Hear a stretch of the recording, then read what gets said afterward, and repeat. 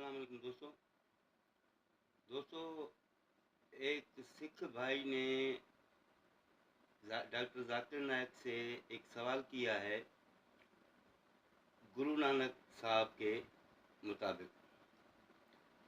उस सिख भाई ने डॉक्टर जाकिर नायक से पूछा है कि जब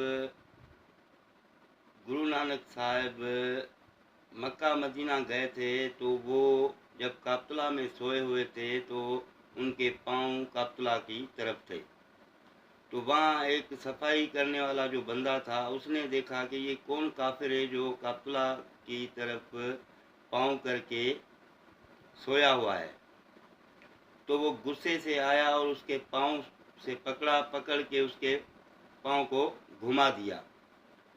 तो वो सिख भाई बोल रहा है कि उसने जब पांव को ऐसे घुमाया दूसरी साइड तो काबतुल्ला भी उसी साइड गया।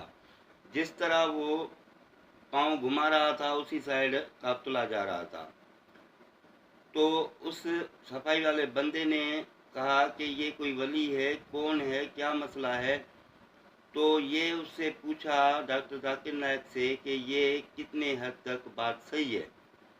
तो डॉक्टर जाकिर नायक साहब ने उन्हें बेहतरीन जवाब दिया और वो मैं आपको दिखाता हूँ कि उसने क्या जवाब दिया है। आइए देखते हैं। उससे पहले मेरी आपको हर वीडियो में रिक्वेस्ट रहती है कि प्लीज़ मुझे लाइक करें, सब्सक्राइब करें और कमेंट भी करें और शेयर भी कर दिया करें। तो आपकी बड़ी मेहरबानी होगी, नवाजिश होगी आपकी। तो ये मेरी अपील आपसे रहती है हर वीडियो में। और आइए अब देखते हैं वीडियो को। जनाब डॉक्टर जाकिर साहब, मैं इस प्रोग्राम में आने में थोड़ा सा देर हो गई मेरे को, और अगर मैं यहाँ नहीं आ पाता तो शायद अपने आप को ज़िंदगी भर माफ़ नहीं कर पाता। आगरा की सरजमी पर आके आपने ये जो रोशनाई जगाई है, ये वाकई में हम तो उस अल्लाह ताला से दुआ करेंगे। जी हाँ, अल्लाह ताला से दुआ करेंगे कि आप जैसे 10-20 और नेक दिल और इतने पढ़े लिखे, इतने इंटेलेक्चुअल आदमी और पैदा करें, जिससे कि जाके आप भारत का कोना कोना, देश का कोना कोना रोशन करें। तहे दिल से स्वागत आपका। मेरा एक छोटा सा सवाल से पहले थोड़ा सा एक, हमारे भी गुरु ग्रंथ साहब के अंदर गुरु नानक साहब ने पूरी दुनिया का चक्कर लगाया, जिसके अंदर मक्का मदीना भी शामिल है।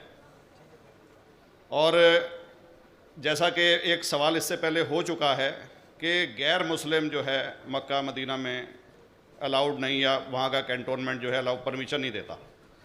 मगर ये तो तय है, आप मानते हैं, इस्लाम मानता है, हम मानते हैं, हमारे ग्रंथों के अंदर दर्ज है। गुरु नानक साहब के 2 चेले थे, एक बाला और एक मर्दाना, एक हिंदू और एक मुस्लिम। मर्दाना की बहुत ख्वाहिश थी कि मुसलमान जब तक पूरा मुसलमान नहीं कहलाने का हकदार, जब तक कि वो काबा का दर्शन ना कराए। तो गुरु नानक साहब उसको लेके और काबा गए।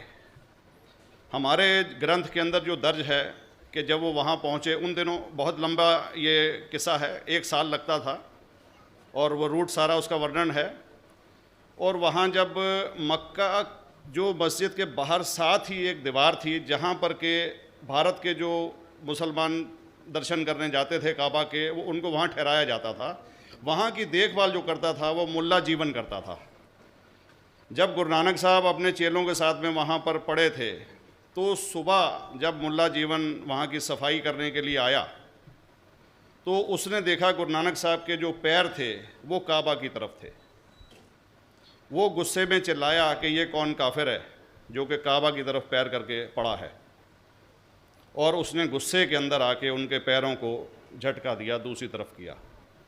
तो हमारे ग्रंथ के अंदर दर्ज जो किस्सा है उसके अंदर ये है कि काबा भी उस समय हिल गया, जिधर गुरु नानक के पैर जाते थे काबा उधर मुड़ता था। तो वो ज़ोर से चिल्लाया, ये कोई हज़रत है, ये कोई औलिया है। तो उस समय के जो काजी थे मक्का के, काजी रुकनदीन साहब थे, और शाह शरफ, कई हस्तियों के नाम हैं उसमें। तो मैं ये जानना चाहता हूँ कि ये वर्जन को आप मतलब एग्री करते हैं, और करते हैं तो इसका हमारे मुस्लिम ग्रंथों के अंदर किस तरीके से उल्लेख है, ये कृपया बताएं। भाई साहब ने एक सवाल पूछा अपने गुरु ग्रंथ साहिब के मुतालिक, और अल्हम्दुलिल्लाह मैं भी गुरु ग्रंथ साहिब पढ़ चुका हूँ। और जिस तरीके से, क्योंकि वक्त मुख्तसर सा होने की वजह से मुझे वक्त नहीं मिला कि गुरु ग्रंथ को भी कोट करूं। आपका सवाल का जवाब देने के पहले मैं आपसे ज़्यादा चाहूँगा कि इवन गुरु ग्रंथ की किताब पढ़ेंगे आप, ग्रंथ जिसे आदि ग्रंथ कहते हैं, और कोई सिख से पूछेंगे कि खुदा का तसव्वुर क्या है, सबसे बेहतरीन जवाब कोई सिख दे सकेगा वो आपको कोट करेंगे जापू जी, जो गुरु ग्रंथ साहिब आदि ग्रंथ के सबसे पहले चैप्टर है, सबसे पहला श्लोक, जिसके कहते हैं जापू जी, जिसके मानी है कि God is true, he is only one, he is not begotten and is free from fear and want. क्योंकि मैंने अंग्रेज़ी में पढ़ा हूँ इसलिए मैं अंग्रेज़ी में उसे कह रहा हूँ कि खुदा एक ही है, वो हक है, और वो ना किसी को जना है ना किसी को जनेगा, और वो इमॉर्टल है, ना कभी मर सकता है।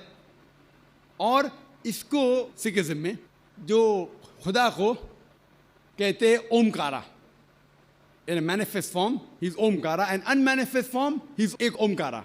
और कई इसके एट्रीब्यूट्स है, मिसाल के तौर पे परवरदिगार, अकल, और उसे रहीम कहा गया है, Wahe Guru as one God कहा गया है, और it is strictly against idol worship and अवतारवादा। भाई साहब का सवाल था कि उनने ग्रंथ में पढ़ा कि गुरु नानक साहब मक्का के, और उनका पैर काबा की तरफ था, और कोई मौलवी ने पैर को हिलाए और काबा हिल गया।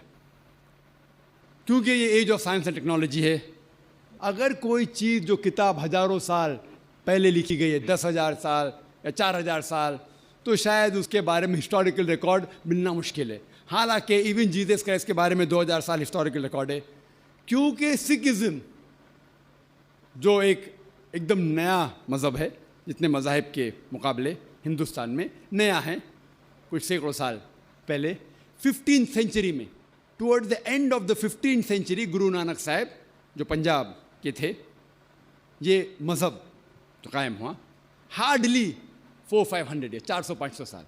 और अगर ये मान लो, सपोज मिसाल के तौर पे मान लो, मैं क्यों कह रहा हूँ कि मैं नहीं चाहता हूँ किसी को बुरा लगे, मान लो ये सच है, मान लो अगर 400-500 साल पहले अगर ये होता था कि काबा इधर से उधर हिल जाता था, तो हिस्टोरिकल रिकॉर्ड में बिल्कुल लिखा होता था। और कई हिस्टोरिकल रिकॉर्ड में ये नहीं कि काबा हिला इधर उधर, कई हिस्टोरिकल रिकॉर्ड आप देखेंगे। हिस्ट्री इतनी अल्हम्दुलिल्लाह 800-900 साल पहले, 1000 साल पहले जो मुगल ने किए, बिल्कुल लिखा हुआ हिस्टोरिकल रिकॉर्ड में।